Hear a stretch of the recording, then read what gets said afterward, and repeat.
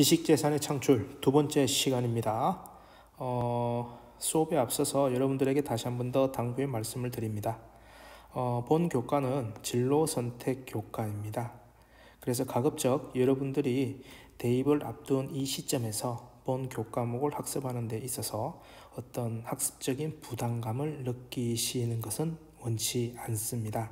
다만 이 시간을 통해서 여러분들의 어떤 진로나 흥미와 관련돼 가지고 조금 더 구체적인 것들을 생각해보고 도움이 되는 그런 시간으로서 여러분들이 활용해 주기를 부탁드리겠습니다.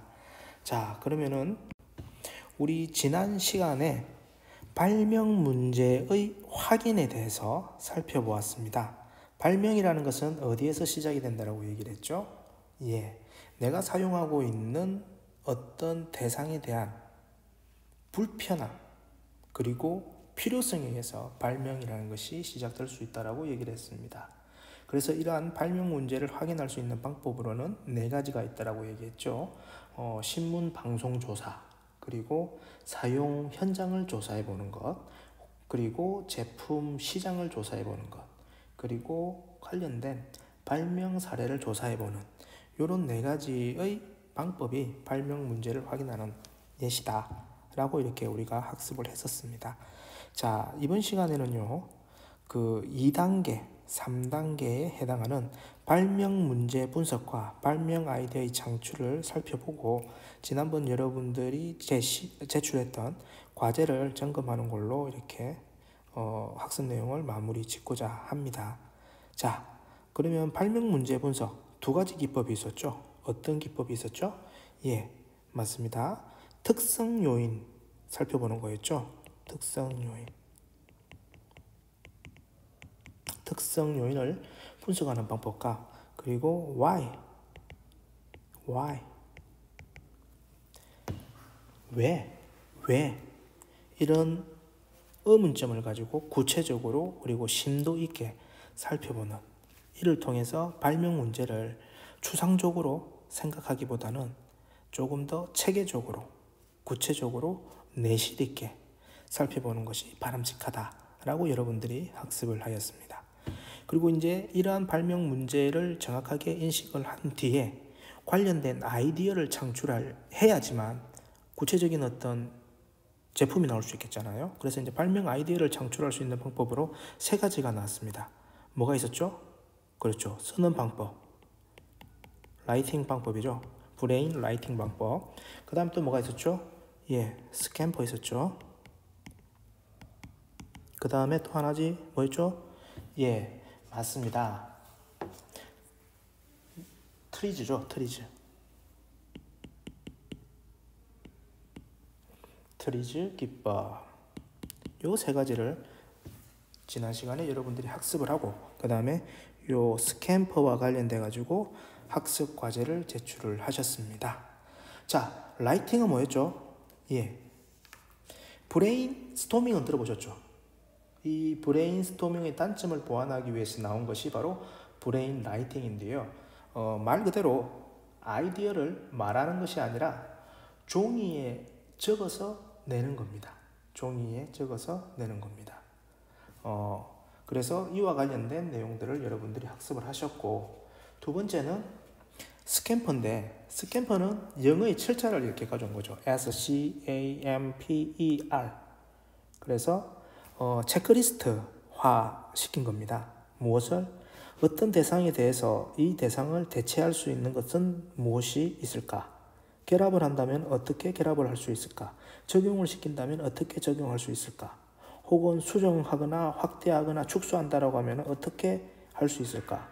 그리고 다른 용도로 사용한다고 하면 또 어떻게 사용할 수 있을까? 제거를 한다라고 한다면 어떤 관점으로 또 생각해 볼 수 있을까? 재배치를 한다면 어떤 식으로 생각할 수 있을까?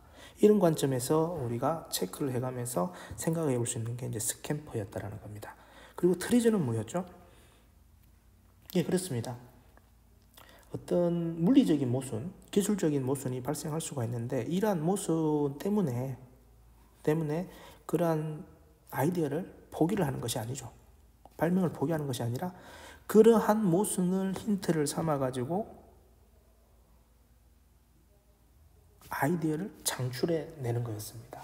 그래서 교과서에는 어떤 내용이 있었습니까? 비행기의 바퀴가 이렇게 제시가 됐었죠. 자, 어떤 모순된 요구사항이었습니까? 그렇죠. 비행기의 이륙과 착륙을 위해서는 바퀴가 필요하죠. 근데 또 한편으로는 빠른 비행을 하기 위해서는 공기 저항이 적어야 되잖아요. 이런 이제 모순점이 있는데 이것을 어떤 식으로 트리즈의 기법으로 확인을 해보니까 이렇게 해결했다는 겁니다. 비행기가 이륙한 후 몸체 안으로 바퀴를 집어넣고 착륙할 때 다시 꺼내는 형태로 제작가 해서 문제 해결이 가능하다. 이러한 접근이 트리저였습니다. 이해하시죠? 자, 그래서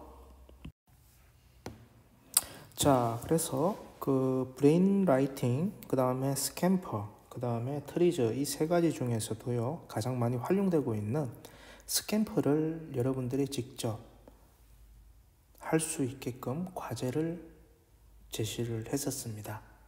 자, 스캠퍼는 여러분들도 잘 알다시피 다소 구체적인 안들이 나올 수 있도록 유도하는 아이디어 창출법입니다. 그래서 내용 외우기가 쉽고 아이디어 창출에 많은 도움을 주기 때문에 아이디어 발상법으로 널리 활용되고 있습니다. 이제 이런 관점에서 여러분들도 학습 과제를 주셨는데요. 예, 잘했습니다. 아주 마음에 들었어요.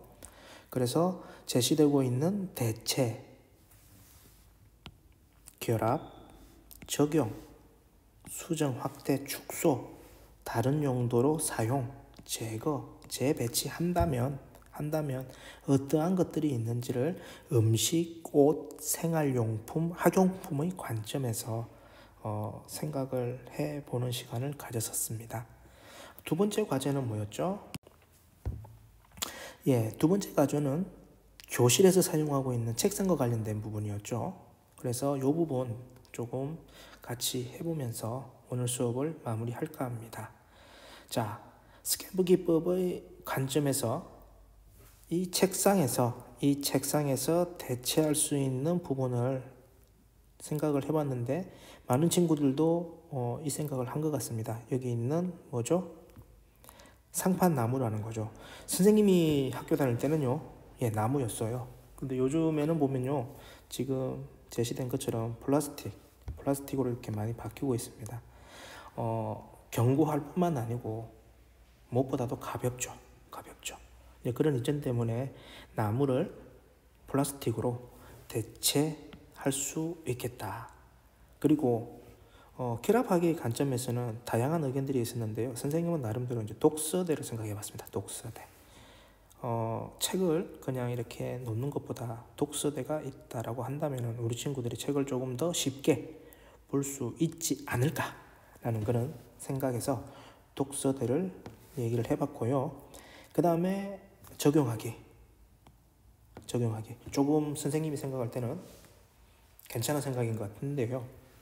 요즘 책상 보시게 되면요, 우리 아이들의 성장에 맞춰가지고 책상의 각도를 조절하는 그런 책상들이 있습니다. 그래서 우리 학교 교실에서도 사용하는 책상이 각도를 조절할 수 있으면 좋지 않을까. 그러면 우리 친구들 조금 더 바른 자세로 오래 편안하게 공부할 수 있을 건데 라는 그런 생각을 해봤습니다.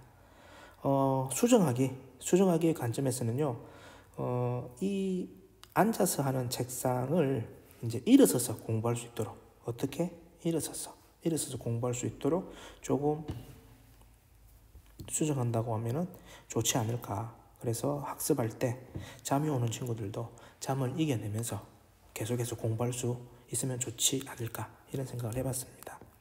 그리고 제거하기죠. 제거하기에서는요, 요즘 대부분 학급 교실에는 사물함이 설치되어 있으니까 기존에 이 수납함이 책상에 있었는데 뭐 굳이 필요할까라는 그런 생각에서 사물함이 있으니까 책상 수납함이 필요하지 않을 것이다. 그래서 이걸 제거하는 게 어떨까, 이런 생각을 해봤습니다. 재배치하기입니다. 이 부분은 이제 청소를 하다 보면은 흔히 볼 수 있죠. 책글상 밀고 할 때 이 글상과 책상을 조금 부착이 가능하도록 한다고 하면은 청소가 보다 용이하지 않을까라는 그런 관점에서 스탬퍼 기법으로 이 문제를 접근해 보았습니다. 다른 친구들도 열심히 잘해 주어서 감사할 따름입니다. 자, 그래서 오늘 이 시간은 이렇게 정리를 하도록 하겠습니다. 다음 시간에 뵙도록 하겠습니다.